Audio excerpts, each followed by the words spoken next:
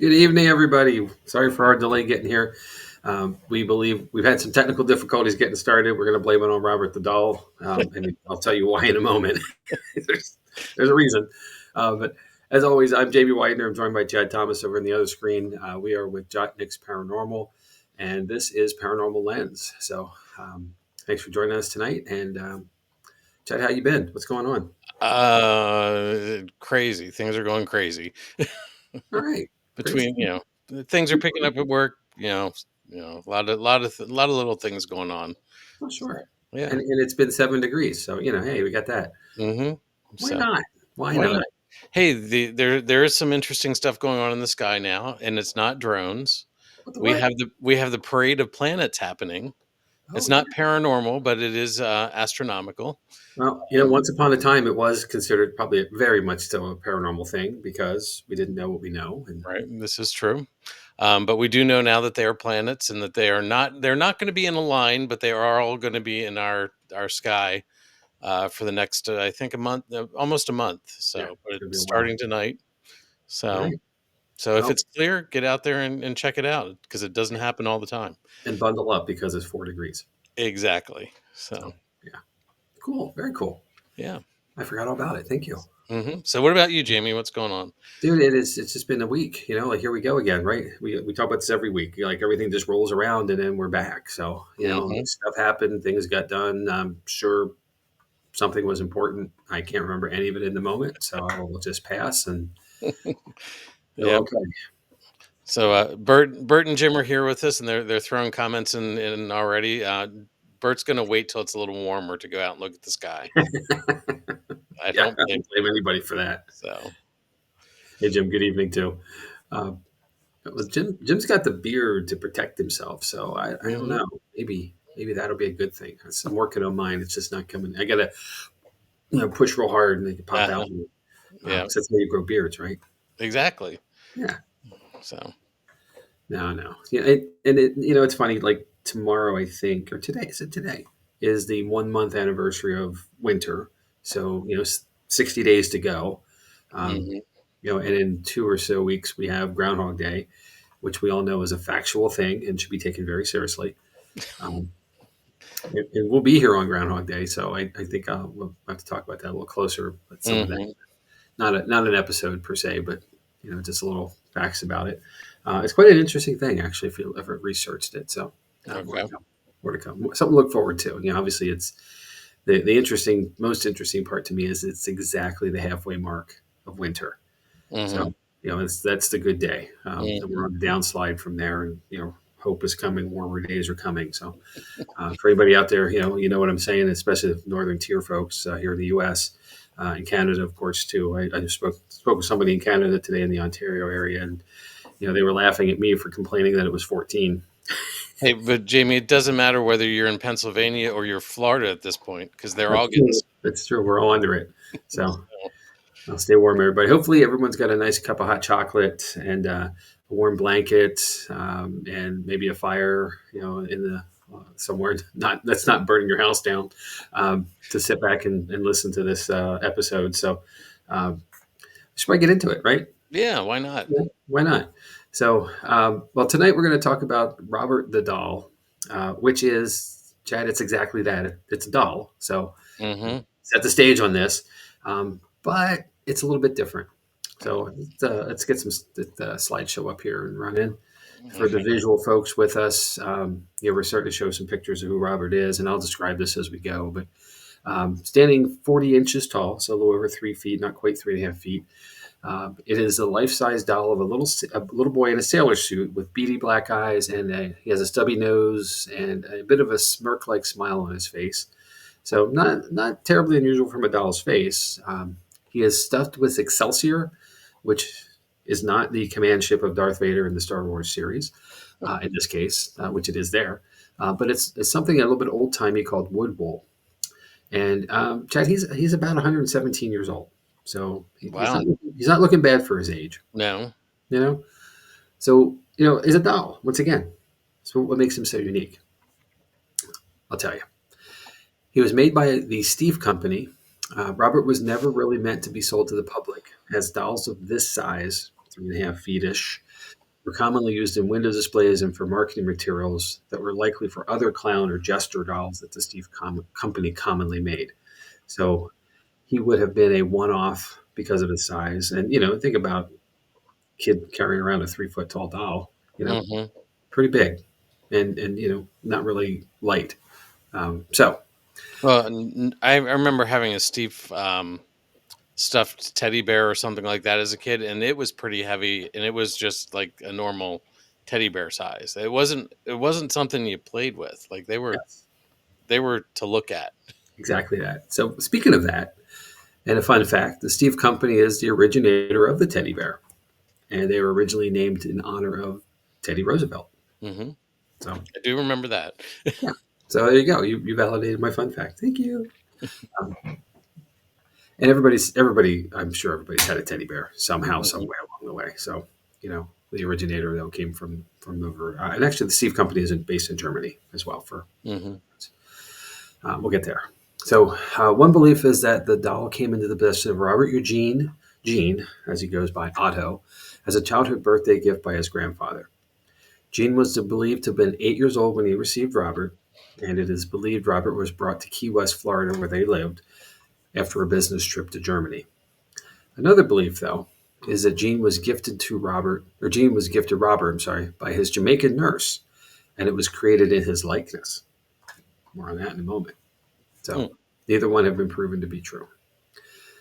But the likelihood of him coming over from Germany is probably more realistic, because that would have been the opportunity to find that life-size thing, especially as it wouldn't have been something they were trying to sell into the public. So maybe a favor to as a business transaction or a business deal. Right. Wherever he came from, they were seldom apart. And Gene owned the doll the rest of his life, and he lived to be 73 years old. Many Yeah. have said that excuse me, many have said that he had what today would be generally considered an unhealthy relationship with the doll. Right? 73-year-old owning a doll, maybe, right? Yeah. Yeah. Mm. Excuse me, and then we'll get to why. So, what does that mean? Well, Gene often spoke of Robert in the first person, like he was a real person with him. He took Robert everywhere he went, from the age of 8 through most of his adult life, and he would commonly blame mishaps on Robert, claiming that he did not do it and that Robert did. So, anytime he did something bad, I didn't do it, Robert did it, or Robert made me do it. Now, I think it's safe to say, as you have kids, and there were kids in my house and all that good stuff, that that's not overly unusual for a child. But this behavior also continued while Gene was an adult. So that is unusual. Right. Um, Gene grew up to be a prominent Key West artist. He married Annette Parker, and he lived in the stately Otto home in Key West that was called the Artist House. And don't worry, Robert stayed with him through all of this. Well, that's okay. Yeah. So he grew up, went through all life, got married, and still held on to this doll. So a little unusual. Gene passed away in 1974, and shortly after, a lady named Myrtle Reuter purchased the artist house and became Robert's new caretaker. Reuter said that Robert would move around the house on his own, and after 20 years of antics, she donated him to the Fort East Martello Museum in Key West back in 1994. So 74 to 1994. Holy cow. Wow. And she claimed Robert's expression changed when anyone badmouthed Mr. Otto in his presence. And unusual. We'll get more on that in a moment, too. The donation to Fort East Martello Museum did not lead Robert to obscurity, and his arrival at the museum marked a turning point for him and for the museum itself. Since Robert arrived, visitors have flocked to the museum to get a look at the mischievous toy, who is a permanent addition, protected by an airtight glass cabinet. Initially, Robert was not on display, but once he arrived, the staff noticed a shift in the energy of the museum. Once Robert was put on display, cameras and other electronic devices began to malfunction in his presence. Robert has appeared on TV shows, including Deadly Possessions and Ghost Adventures, Artifacts, both Zagbagin Productions, and one of my favorites, Ozzy and Jack's World Detour. Okay. The things that Jack Osborne puts Ozzy through are very funny. I recommend the show just for that alone. And there are many, many others. He has had his aura photographed. He and the museum are a stop on the Key West Ghost Tour. And if you were there, I do recommend this. I've not been able to do it when I was there, but if I would stay longer, I would have. And of course, if you're there, I recommend the Key West Bar Crawl because, yeah, Why not? Right. that's what I did do. I think I had a good time. He has inspired a horror movie from 2015 that now has 4 sequels, and he has been the subject of several books.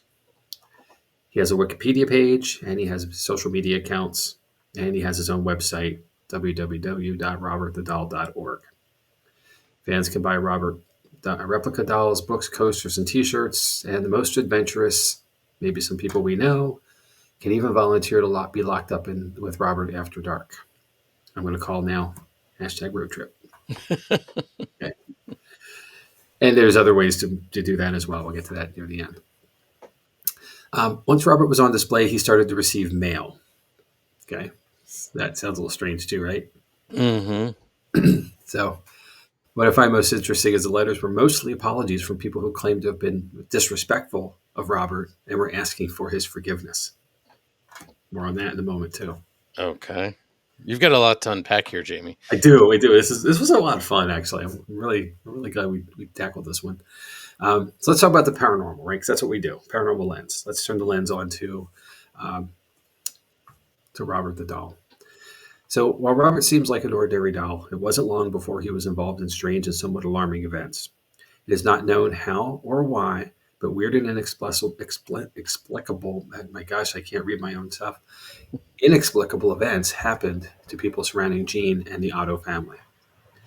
Gene's parents often heard their son talking to the doll and getting a response back in a totally different, much deeper voice.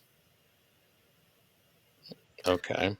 They also described seeing the doll changing expressions when they spoke in his company, as if he were paying attention and following their conversation. Again, Robert continued to live with Gene throughout his lifetime, and after his parents died, Gene moved his wife Anne into the family home. Unsurprisingly, Anne felt uncomfortable with Robert in the house. Uh-huh. She demanded that Gene lock the doll up in the attic where he could do no harm, and surprisingly, Gene consented. However, to spend more time with Robert, Gene created his art studio in the turret room of the attic where Robert was kept and was known to speak with him daily. Some believe that Robert wasn't happy with these new living arrangements, and soon visitors to the artist's house reported hearing footsteps in the attic and childish giggling. Neighborhood children described seeing Robert watching them from the attic window. Those same children gave accounts of the doll mocking them as they walked in front of the house.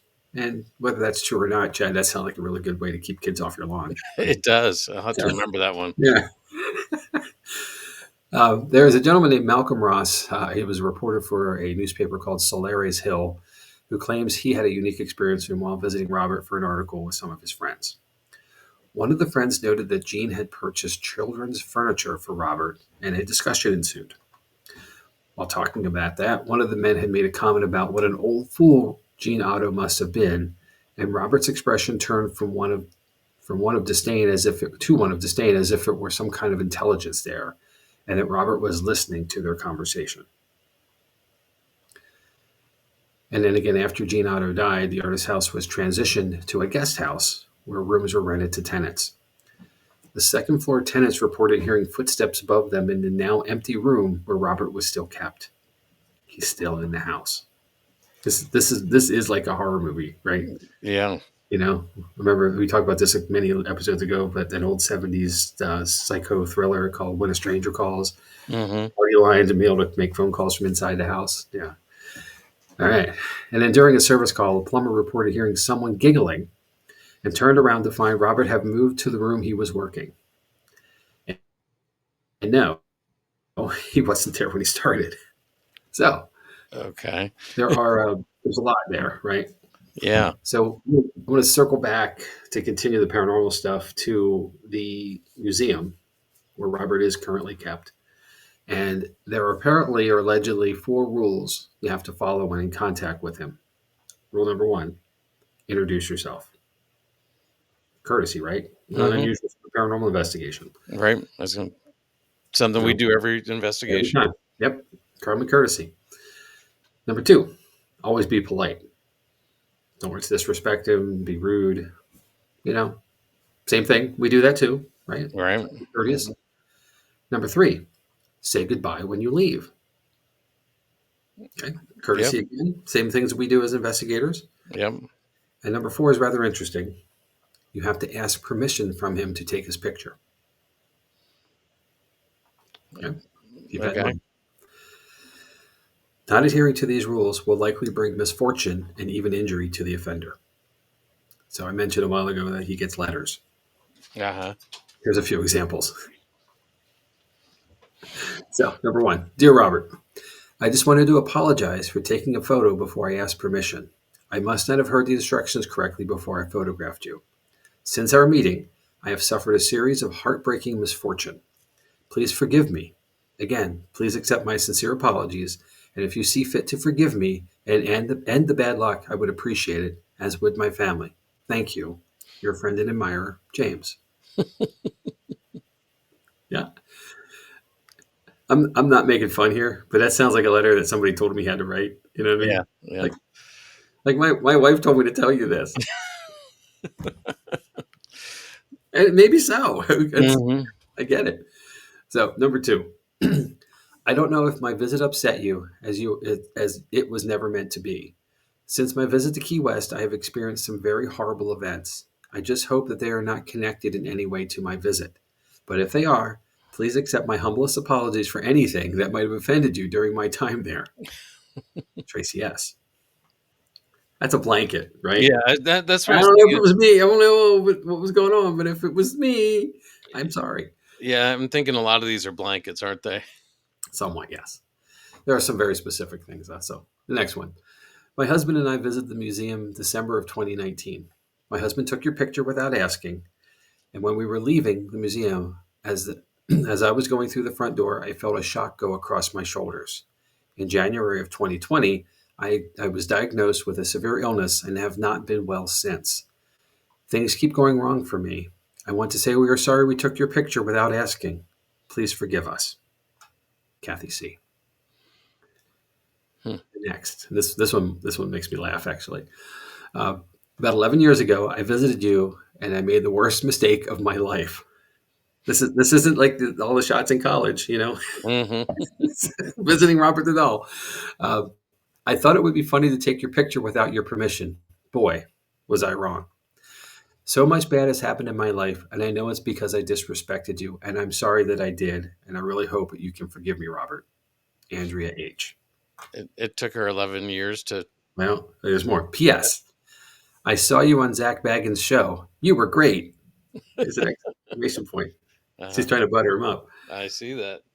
Think about the least. This is not on the list of least common denominators. Of things that could be why things are going wrong. Right. So again, maybe a bit of a blanket. All right, there's two more. I'm writing to apologize for my attitude and behavior towards you in the past. I belittled, demeaned, and ridiculed you, and I have accepted the consequences that you have rendered on my friends and me. It is time to make amends, and I ask you to accept my sincerest apology. Carol. Okay. Okay. She knew she did it. Lastly, I am sorry I was startled to see you and did not intend to disrespect you. Our lives have been upside down this year. Please forgive me during my visit.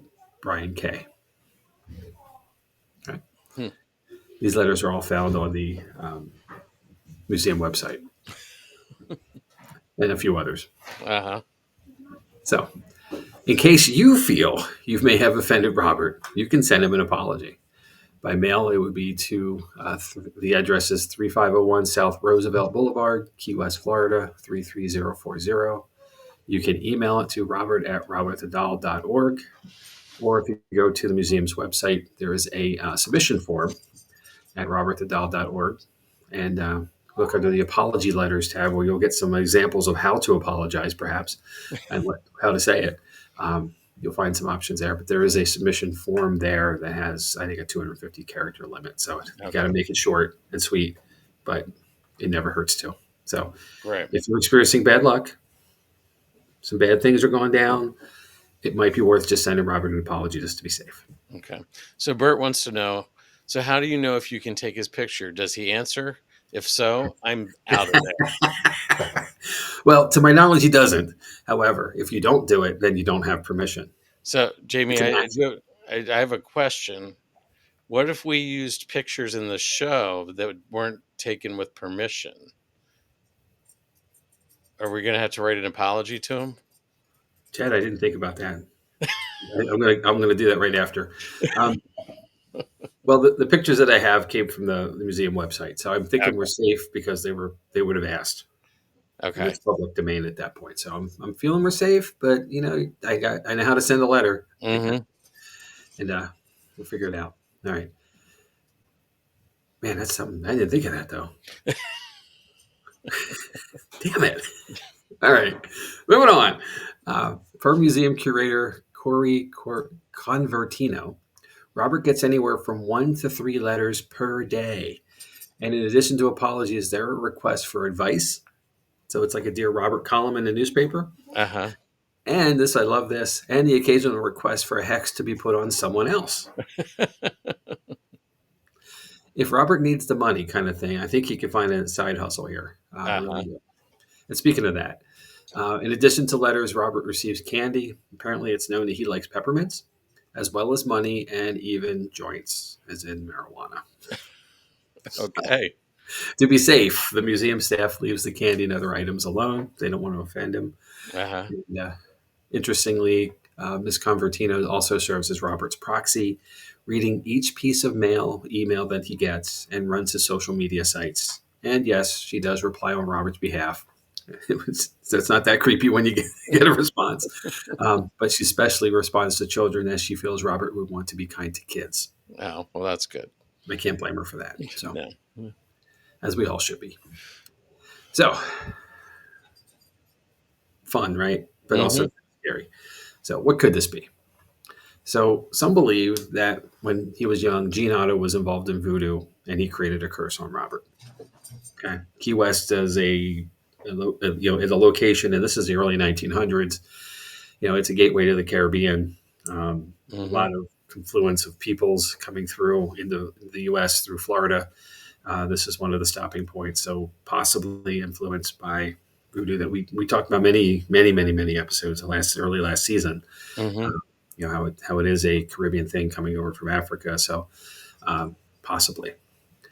There is a story that suggests that the Otto family utilized a lot of staff to manage their home and that they mistreated many of them, as would not be uncommon in the era.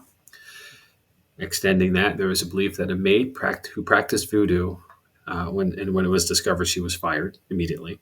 But before she left, she placed a curse on the doll, knowing what it meant to Robert, or to Jean, I'm sorry, and to bring fear and discomfort to the Otto family for their mistreatment of her and the other servants.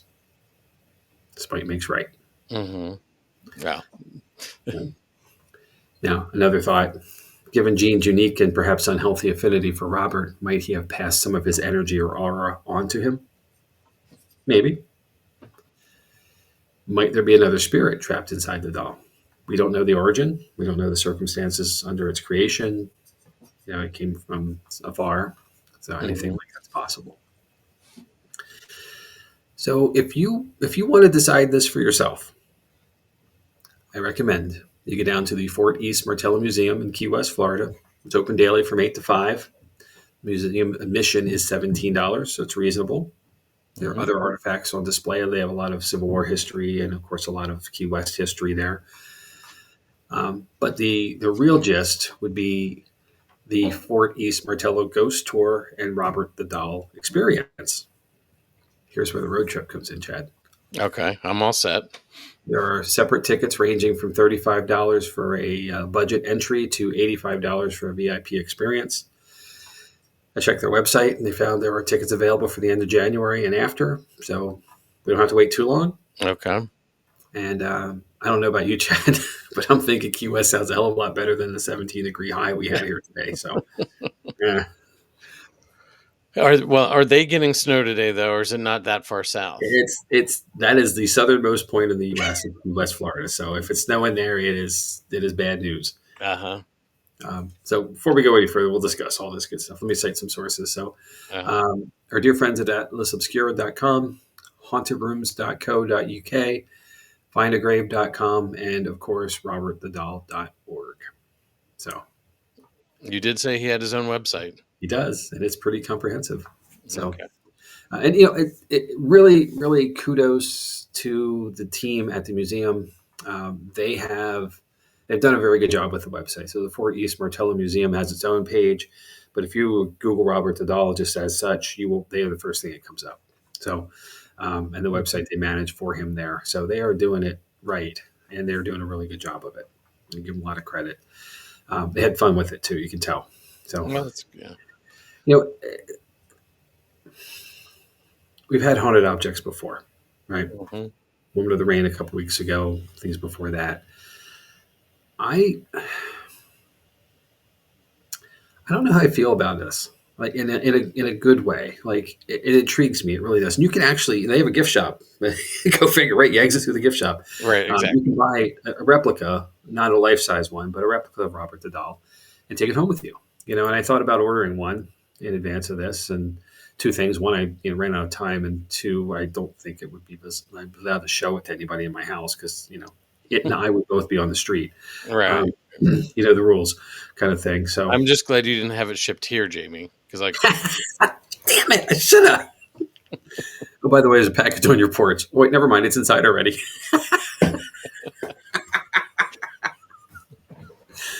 So there's so much to unpack with this, uh-huh. and you know, a lot of it, a lot of it has to deal with a little kid, right? An Right. 8-year-old who got a doll, and but the rest of it, as he matures and ages and goes on with life, the continuancy of keeping him all through. It's just really kind of strange. And I don't think it's a bad thing. We all keep things. We have mementos. We have things that are valuable to us Mhm. personally that we hold on to, you know? And I get that, all the way Yeah. through our lives. So it's not terribly unusual. And this was a one of a kind item. So I can get that too. You Right. know, there wasn't another one of these. You couldn't go, it wasn't a, Cabbage Patch Kid you could buy on the shelf. Yeah, I'm showing my age on that one. I couldn't think Barbie. Yeah. Couldn't come up with any of that stuff. It's just a GI Joe. It's all less tougher. But all that stuff, you just didn't have it. And people in this era, people held on to things. This was 1900 to 1974. It's a long lifespan, but Right. it's due a lot of things that went wrong. The Great Depression and wars and all kinds of stuff. And this is an affluent family.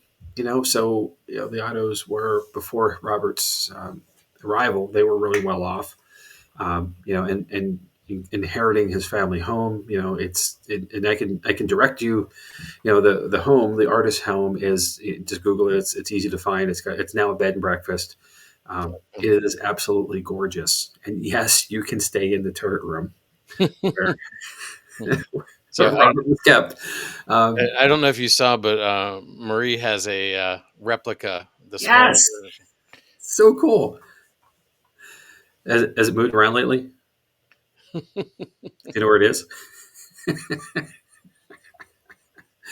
Um, She can't post a picture. oh, bummer. Okay. Oh, I don't know how to do it either. So okay, I trust you though. That's so Well, cool. if you send it to Paranormal Lens podcast, We'll get it up in another episode. yeah, Absolutely. Um, that's it, right? mhm. The idea of this. Apparently it doesn't move. It doesn't. Okay, you wish it does. Wait a minute. We could be friends. That's so cool. The idea of this doll having gone through his lifetime isn't crazy unusual. It's the fact that he talks to it and he treats it as if it's a real person. Um, the stuff like that interaction. You would expect that to be outgrown at some point, which kind of makes me wonder. And of course, this is long before the diagnosis of the day that we have. The advancement in knowledge and Mhm. technologies. It makes me wonder that maybe perhaps Gene Otto might have had a mental health issue. He might have been a spectrum kid, Right. and therefore a spectrum adult. Um, I don't know. I'm not saying so. I'm not trying to disparage him Right. or anything. He wound up being quite an accomplished artist. His art is he's a lot of it's paint, and therefore, but he has a lot of stuff, and his catalog is deep. And he was very successful. So I mean, he clearly had the ability to have a normal life. He married. I didn't note that they had children, but it wouldn't be unusual either way. But he seemed to have a normal life, and he just had a 3.5 foot tall doll with him all the time. So Yeah, but the fact that he talked to it yeah, and either had it talk back or talked back for it, that one's a little weird. You yeah, know, yeah, yeah, I agree. And I want to say this too. Like, how tall is an 8-year-old? 3 feet or so, 4 feet maybe. I yeah, don't know. I have no range for this, but having a kid at 8 with a doll that's 3.5 feet tall is like having another kid. right. And to carry that thing around. Um, you recall when one of the kids won the super giant teddy bear at Hershey Park on a game Hmm. of the chance? That thing was as big as the kid, right? It's Right, massive. It's still here. It's upstairs and it takes up a corner of the room. You know, Having something like that you carry around everywhere you go right. is amazing. That's commitment. That's Yeah, love. I mean, that's love. And I'm not making fun here because I'm afraid Robert might come after me. But exactly. it is that it's a very deep affinity, and that's impressive. Right. So, and that can be the transfer of energies and other things. And if voodoo got involved and in some way, whether it be his intent or a malicious intent from someone outside, that could have gone much much further along than any of us ever know. So the good news now, if I can say good news, is that where Robert is in the museum, he is at a place of prominence and under camera. He has not moved in quite a long time. So that's good news. But Okay. Good. you never know. So what do you think, sir? I've talked a lot. Well, first of all, an average 8-year-old is about 47 to 54 inches tall. So a little over, almost, 4 I feet. love Google. Uh-huh. Um, and Marie sent a picture into the Paranormal Lens and Messenger. I'll see if I can get to that where there's some of that stuff that we're having issues getting to, but we'll try to get it there. So, um, Thank you. Thanks for sharing it as well. um, I don't know. It's definitely interesting. It's one of those sort of like to see it and experience it. But Bert made a good comment here. Not sure the level of Robert the doll, but I definitely think an object can absorb some of the owner's energy. Yeah. So if he loved on this thing all his life for since he was from 8 to however old he was. 70, dude, he had this doll for 65 years. 65 years. He could have retired. The doll could have retired from their Right, relationship. right. That's a lot of energy that somebody has put out Yeah. to that doll. Like, and it spent some time in the attic by itself, but that I don't know. There's definitely something to say about that. It is all about energy and stuff. So Yeah. yeah, I don't know. I'd like to see it. I noticed that you didn't talk about a webcam that they have set up on it or anything like that. So Well, again, right now, the point of that is the other is there's a camera on it all. The museum is cameraed, so okay. there's security cameras everywhere because they have artifacts and things of value. But once he got to the museum back in '94, Hmm. before he was ever on display, people knew he was there. So that's an interesting thing to me. Like he was already somewhat of a phenomenon, at least locally. In the Key West and South Florida area where people were coming directly to the museum before he was even available to be seen.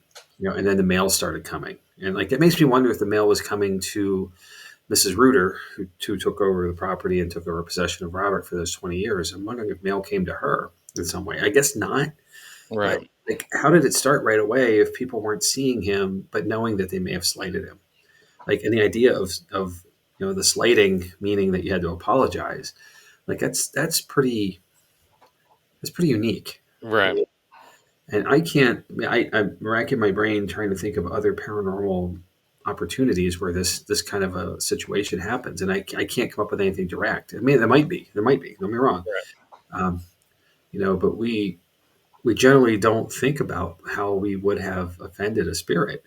When we're out on, I mean, we get kicked out of places, right? We're asked to leave, that kind of stuff. We Right. get that through the call and response and the process of deduction. And some of us, some of us get asked more to leave than others. Um, I have never been asked to leave a room yet. Knock on Okay. wood. That doesn't happen. But you respect the wishes of Hmm. in the moment of that spirit or entity, and because it's their space and not ours. We're visitors and travelers, and they're in their space. Right. So you know the concept that anything that has bad's happened to you is really really interesting, because that could be the slightest of things, and it could be a major catastrophe. I mean, the person who had a significant health diagnosis, to say that was because of taking a picture of Robert is really interesting. Right. But it's kind of like, we'll go back to our superstition issue episode, Hmm. where there's so many things that we do that are meant to fend off the belief that some bad spirit has done something to us. Spilling Right. salt fluid over your shoulder. Right. The concept stuff that we kind of do. I just knocked on wood. You know, um, Right. you know, um, we do some of this stuff out of my hand, out of mind even. Hmm. It's just an action. We don't really understand why we're doing it. This is intentional. Like, it's direct. They're Right. sending a letter to an inanimate object in a Hmm. museum, you know, as if it's a person, living next door. Yeah.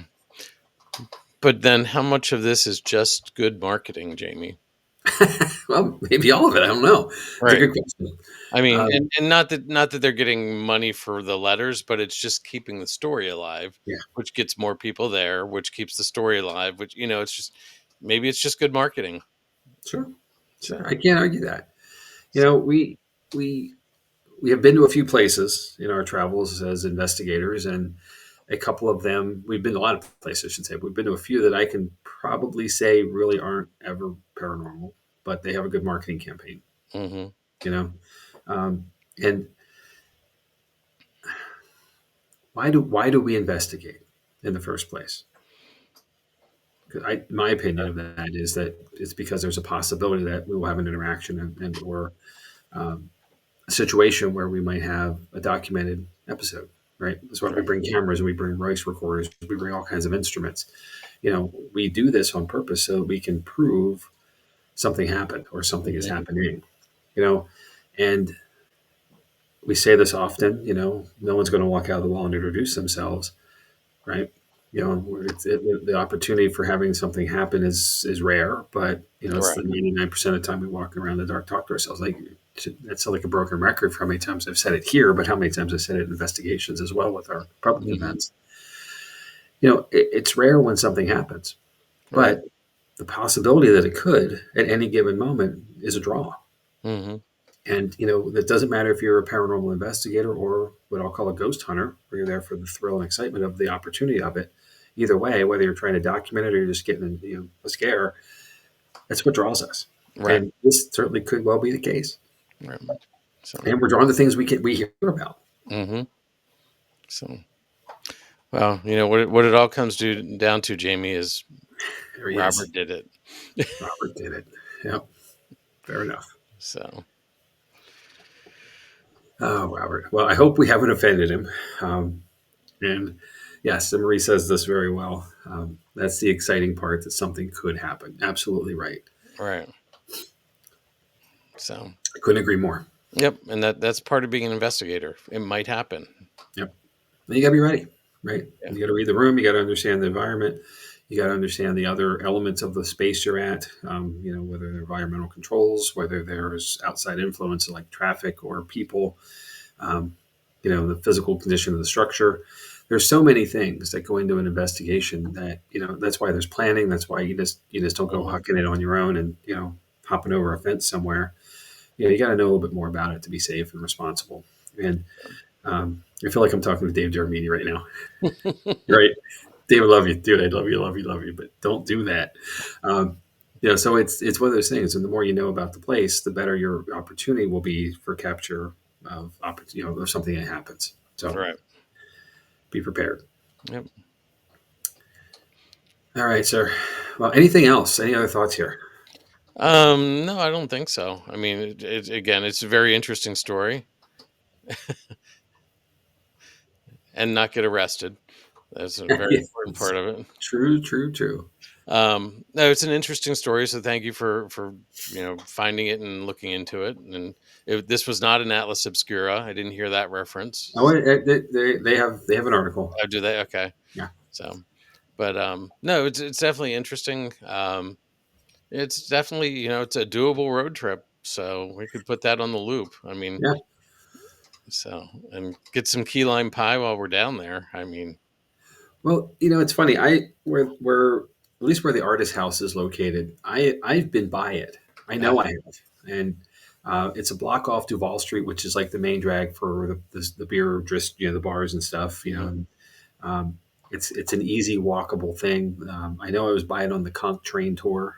It's just a tourist trap, but you got to do it when you're down there. It takes you mhm, down by the buoy, the southernmost point, all through the city, right. the town part anyway. Um, and then bar crawl afterwards, kind of thing. But if you were going, you can stay literally in the artist house, and Hmm. that is so neat to me. The idea of it, and it's a Victorian mansion, so it's gorgeous. It's just Right. turn of the century stuff. It's still decorated in the same style, maintained very very well. I'm sure it's incredibly expensive because it's Key West, but hey, if you're going to be there, you got to sleep somehow. So Right. uh, there are no Motel Sixes in there in that area, Right. unless you're hopping off a cruise ship. I guess that's another way to do it. But Hmm. some of the short cruises go through Key West. Okay. Gorgeous, beautiful place, always nice. Weather's normally always perfect. Um, you know, risk of hurricanes in the summer, but all through the winter, well worth the time to go. Yep. Sounds like Um, but there's and the ghost tour itself is really cool too. There were a lot of other areas. Hemingway was known to be in Key West a lot. His home, he has a home there. It's a couple blocks away from the artist house. That's on the tour as well. So okay. you might see you know with the doll, and you might see Papa Hemingway all on the same trip. So can't be Right. wrong. Exactly. So, All so right, yeah. that's all I have, sir. So I'll let it move. Let's move on.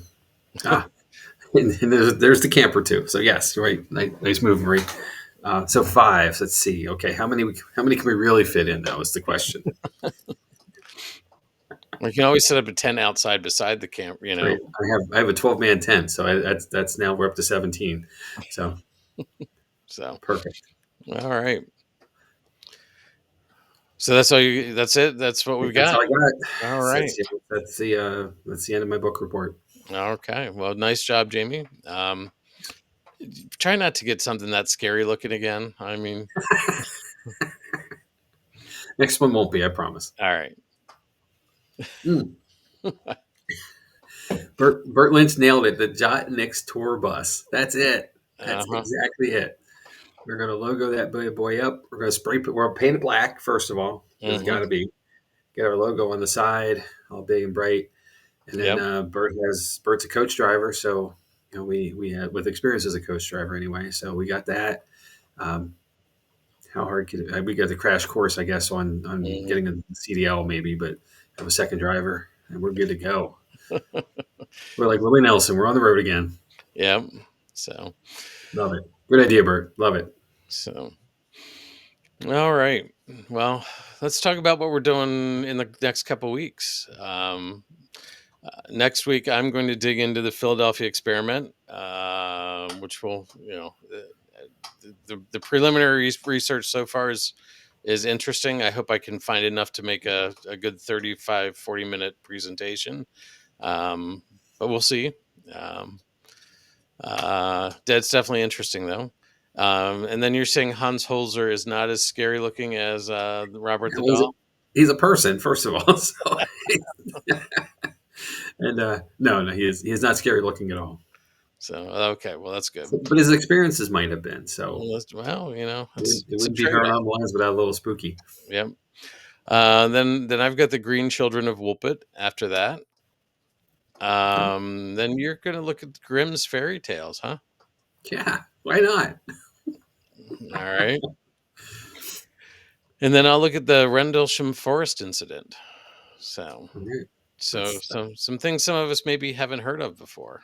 that is one I've never heard of, so I'm So, looking forward to that episode for sure. yeah. Let's see. We've been talking about it before, private investigations at Booby's Brewery. You can reach out to our team leader, Melissa, about that. Information's there on the slide. If you don't have that, it's, well, you can go to our Facebook page and reach out that way. It's probably the easiest way. And Melissa will get back to you, but you can book a private investigation. They're usually Friday nights, and they're definitely interesting. So, Yeah. Yeah, Booby's Brewery in Mountjoy, PA is our home base. For those who don't know us that well, it is a building on the National Historic Register. It's so built in 1830 or so, 1820. So it is still a working brewery. The Booby family was the originator of, and hence the naming of it. But they've all met ends, of course. But right.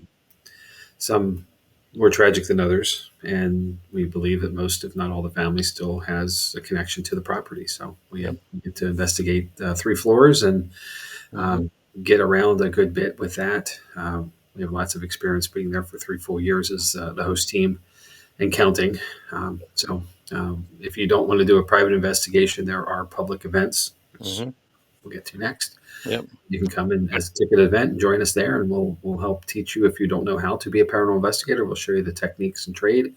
Let you use all of our equipment. Of course, you have your own. Bring it along. All is welcome. Yep. Have a We've got safe. public events the 22nd and 20 of February and March. And then the 26th of April, we're going to do a Para-Unity event with another group at Booby's Brewery. These are all tentative dates. They are not Tickets are not up yet, but we're trying to get the dates out there. And then the team is going to go to Trans Allegheny Lunatic Asylum, which then we'll do uh, some history of the week before, and maybe hopefully some evidence after that. Mhm. Shout out to John Covey who joined Hey, us. John. Jamie, you didn't give me a chance to say it, but I wanted to say, Mountjoy's better when you sleep over. That's true. That's true. So if you're coming into us for either a private or a public investigation, there are accommodations right on site. You can actually stay inside the brewery. There is a hotel level on the 3rd floor. And then across the street, there's an Airbnb that's also owned by the brewery. It's called the Malt Baron Mansion. So you can definitely stay and immerse yourself fully into Rube's Brewery in Mountjoy, which again, you're right, Chad. It is more fun when you stay over. Yeah, Things to see and do in all of the South Central Pennsylvania region. There's a lot of stuff. So yeah. welcome you to come join us. Yep, and we're close to some other paranormal stuff, so make a weekend of it. So, Absolutely. and then here's our social media. You found us on Facebook. We are on TikTok, Instagram, YouTube. You can email Jamie and I at paranormallenspodcast@gmail.com. You can find our rebroadcast of our entire catalog on Spotify. There's a link there, or you can just search Paranormal Lens on Spotify, Apple Podcasts, any of those that come up. Um, I Yeah, think we're in the top of the search. Jamie, our podcast has hit 20 countries, I'm aware. I saw that earlier this week. I was like, that's great. and we're at I think 1,020 views or 1,030 somewhere in there. So, And climbing. yep. So, We so yeah. appreciate everybody for watching us. Thank you so much. And if you have an idea for an episode, a thought for us to cover something, just a comment about anything, drop us a Mhm. line. There's opportunities on Spotify to leave comments after episodes. Rankings as well. Give us some stars if you would please. We really appreciate it. Give us an idea how we're doing. Without feedback, we just keep rambling. So you're like, hey, you're on point, great stuff. If not, say, hey, no, you're off mark. Um, you know, you want to see a certain episode, give us an email. We self-produce so we can move our schedule around. The stuff that you saw earlier that's coming up can get bumped here, there, left, right. We've done several already. We're happy to do several more, whatever it takes. Yep. We're always here for you guys. So yep. Appreciate you so very much. Thanks for joining us. We want to say thank you to everybody. Yep. And just remember, Robert did it. We did it. All right. Well, Uh, I think I'm going to go because he's looking at me. so, all right. Well, I'm going to write my apology letter before I go to bed. so, Um, all right. Well, on that note, again, thank you, everybody. We hope to see you next week when we're talking about the Philadelphia experiment. Sounds great. See All y'all right. then. All Good right. night, Good everybody. night.